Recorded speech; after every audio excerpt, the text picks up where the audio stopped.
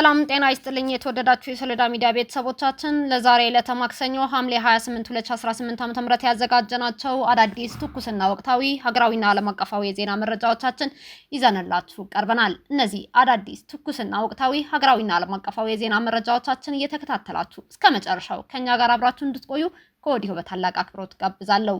አብራችሁን ቆዩ።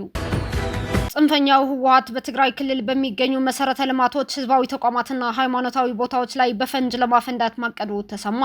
የጽንፈኛው ህወሓት ቡድን አመራሮች የሆኑት ፈትለወርቅ ገብረእግዚአብሔር ሞንጆሪኖ፣ ጀነራል ኃይለስላሴ ወዲም በይተይ፣ ጀነራል ብርሃነ ነጋሽ ወዲ መድህን እንዲሁም ጀነራል ክንፈ ዳኘው በድብቅ ተሰብስበው ከህዝብ ተቀባይነት ለማግኘትና ህዝቡ የፌዴራል መንግስትን አምርሮ እንዲጠላ እንዲሁም የህዝብ ማዕበል እንዲነሳ ለማድረግ በማሰብ በትግራይ ክልል በተለያዩ ቦታዎች የተለያዩ ፈንጆችን ለማፈንደት ወስነዋል ተብሏል።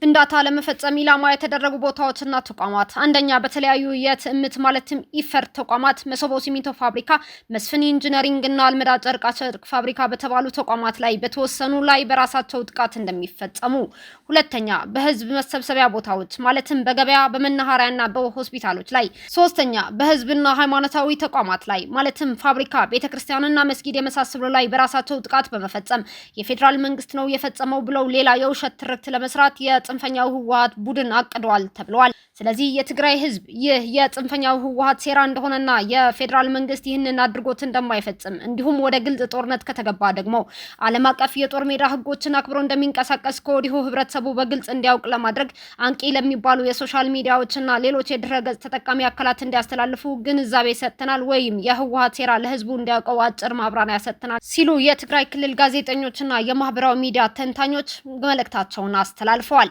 በራያ ባላ ዞቡላ አቅጣጫ ዋጃ ጥሙጋ በረዋ አቅጣጫና ኮረም መስመር የህወሓት ኃይል የመጠጋጋትና ምሽግ የማጠናከር ስራ እየሰራ ይገኛል ተብሏል። የቡድኑ አርሚ 43 ሜካናይዝድ ከባድ መሳሪያዎች በጨርጨርና ባላ ዙሪያ በማስፈር ለውጊያ ዝግጁ ሆኖ ይገኛልም ተብሏል። አጠቃላይ በራያ በደቡብ ግንባር ያሉ አርሚዎች የሁሉም ታጣቂ ሞባይል ስልክም ተቀምጧል። የጦርነት ስጋት በመኖሩ ካላማጣ ወደ ቆቦ ኮረምና መሆን የነበረው የህዝብ ትራንስፖርት አገልግሎትም ቀንሷል።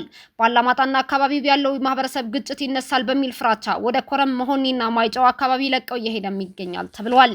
ይህ በእንዲህ እንዳለ በደቡብ ግንባር የሰራዊት እንቅስቃሴ መኖሩም ተገልጿል።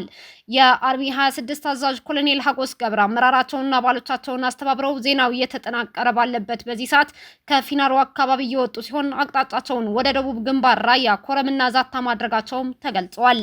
የደረሰን መረጃ እንደሚያመላክተው የአርሚው እግረኛው ሰራዊት ከትናንትና ሐምሌ 27 2018 ዓ.ም ጀምሮ በእግሩ በመጓዝ ፊናሮዋንና የጭላን በማቋረጥ ወደ ቦራ አካባቢ መጓዙም ተገልጿል።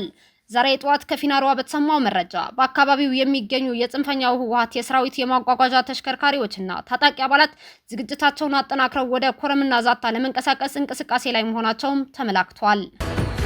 በራያ አላማጣ ግንባር ወታደራዊ ዝግጅትና ፍጥጫው ማየሉን ነዋሪዎች ተናገሩ። ስማቸው እንዳይጠቀስ የፈለጉ አንድ የአላማጣ ከተማ ነዋሪ የጽንፈኛው ህወሓት ሰራዊት በራያ ግንባር በጨርጨር በቢሶበርና ሌሎች አካባቢዎች ተሰማርቷል ብለዋል።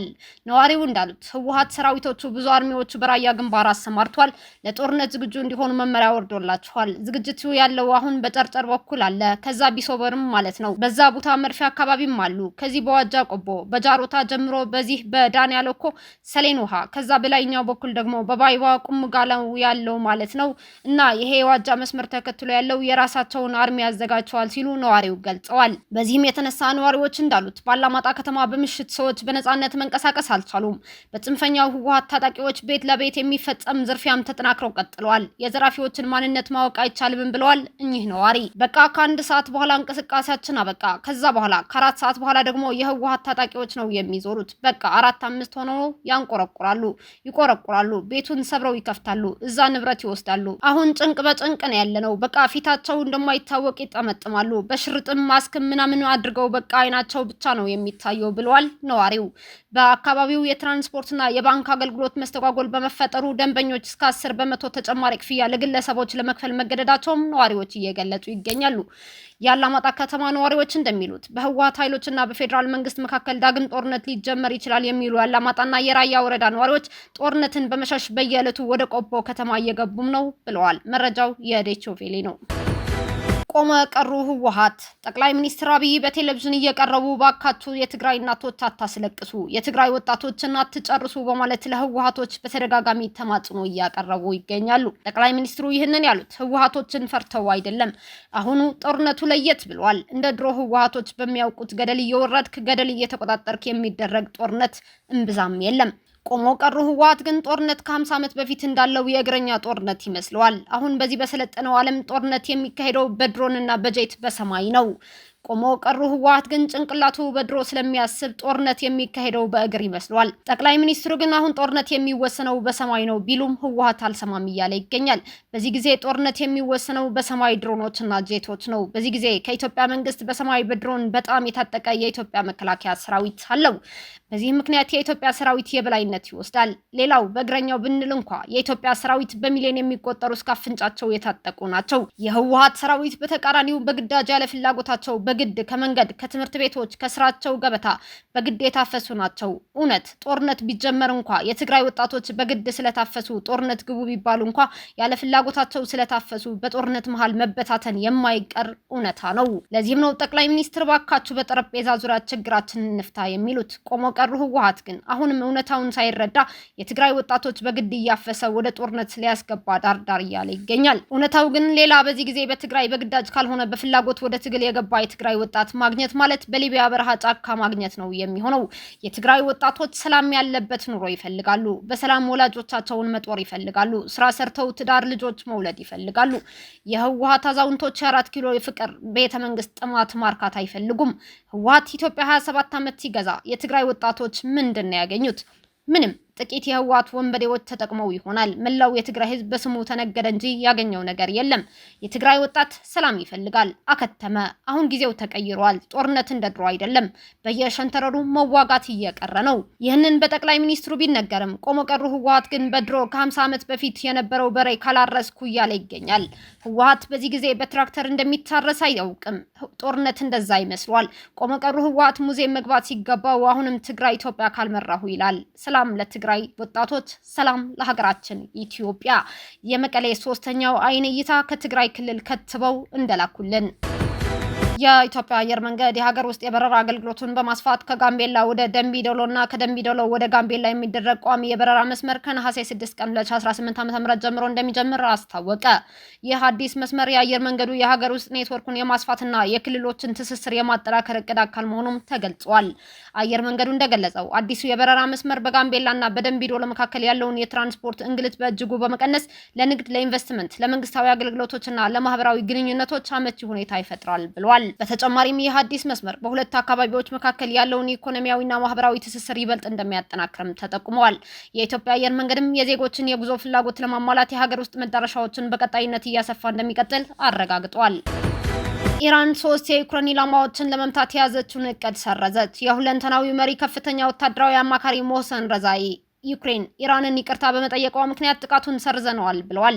ዩክሬን በካስፒያን ባህር የኢራን መርከብ ላይ ጥቃት ማድረሷን ተከትሎ በሀገራቱ መካከል ውጥረት ነግሶ ሰንብቷል። የኢራን ጦር ኢላማውን ለይቶ ለጥቃት የተዘጋጀ ቢሆንም ይቅርታ በመጠየቃችን ተሰርዟል ያሉት ረዛኢ በሆርሙዝ ሰርጥም ቢሆን ኢራን ካሰመረችው አቅጣጫ ውጪ መርከቦች እንዳይንቀሳቀሱ አስጠንቅቀዋል። ህገወጡን መንገድ የመረጠ መርከብ ይመታል በሚልም አሳስበዋል። የዩክሬን አንድ የንግድ መርከብ አባልን በካስፒያን ባህር መግደሏንም ዘገባው አስታውሷል። የኢራን የውጭ ጉዳይ ሚኒስትር ሰይድ አባስ አራግቺ ለዩክሬናቸው አንድሪ ሲባህ ኢራን በጥቃቱ ለደረሰባት ውድመት ካሳ ትሻለች ማለታቸውም ተሰምቷል። ኢራን ለጥቃት 3 የዩክሬን ኢላማዎችን ብትለይም ይቅርታ በመጠየቋ እርምጃ መውሰዷን ትተዋለችም ተብሏል። ይህ በእንዲህ እንዳለ የአሜሪካው ፕሬዝዳንት ዶናልድ ትራምፕ ከኢራን ጋር ድርድር መጀመሩን ገልጸው ይህ ሂደት ኢራን ጥሩ ሰነድ መፈረም የምትችልበት የመጨረሻው ዕድል መሆኑንም አስታውሰዋል። ፕሬዝዳንቱ ሀገራቸው በኢራን ላይ ልትፈጽመው የነበረውን ከባድ ጥቃት እንዲቆም ማድረጋቸውንና በንግግሩም ሳውዲ አረቢያ፣ ኳታርና ኤሚሬቶች ጨምሮ በርካታ ሀገራት ድጋፍ እያደረጉ መሆኑንም ጠቅሰዋል። የስምምነቱ ዋና ዓላማም በኢራን የተዘጋውና የነዳጅ ዋጋ እንዲንር ምክንያት የሆነው የሆርሙዝ ሰርጥ መልሶ ማስከፈት እንደሆነም ተነግሯል። በሌላ በኩል የኢራን ውጭ ጉዳይ ሚኒስትር ቃል አቀባይ እስማኤል ባጋይ ሀገራቸው ከአሜሪካ ጋር ምንም አይነት ድርድር እያደረገች እንዳልሆነና ለወደፊቱም እቅድ እንደሌላት አስተባብለዋል። ይሁን እንጂ በሆርሙዝ ሰርጥ ደህንነቱ የተጠበቀ የመርከብ ጉዞ እንዲኖር የሚያስችል ጊዜያዊ የባህር መጓጓዣ መስመር ለመዘርጋት ከኦማን ጋር እየተነጋገሩ መሆኑን ገልጸዋል። ይህ በእንዲህ እንዳለ ፕሬዚዳንት ትራምፕ ድርድሩ መቀጠሉን ድጋሚ ከተናገሩ በኋላ በዓለም አቀፍ ገበያ የብሬንት ድፍድፍ ነዳጅ ዋጋ በ4.5 በመቶ በመቀነስ በበርሜል $83.98 ሆኖ ተሸጧል። እስካሁን አብራችሁን ከኛ ጋር ስለነበራችሁ እያመሰገንኩኝ በሌሎች መረጃዎች እስክንመለስ እንደተለመደው የሶሎዳ ሚዲያ ቤተሰብ በመሆን ላይክ፣ ሼር፣ ሰብስክራይብ ማድረጋችሁን አትርሱ። አዳዲስ ትኩስና ወቅታዊ መረጃዎቻችን በቶሎ እንዲደርሷችሁ የደወል ምልክቷን ይጫኑ። ስኬት፣ ድልና ሰላም ለኢትዮጵያውያን። ሶሎዳ ሚዲያ